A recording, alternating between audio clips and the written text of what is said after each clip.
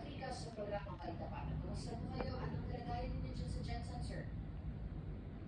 Magandang umaga po. Amerika at sa Peter.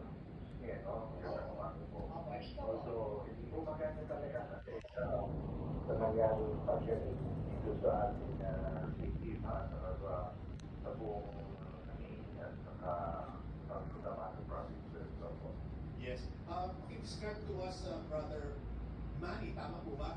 Is that what they call you? Brother Manny, okay. Okay, Brother Manny, nung pong mangyari, ang lakas ng dito, tingnan yung tubig sa fish pa natin doon. Yan doon. A massive 8.2 magnitude earthquake struck Mindanao, Philippines, on Monday morning, June 8, 2026, at approximately 7:37 a.m. local time.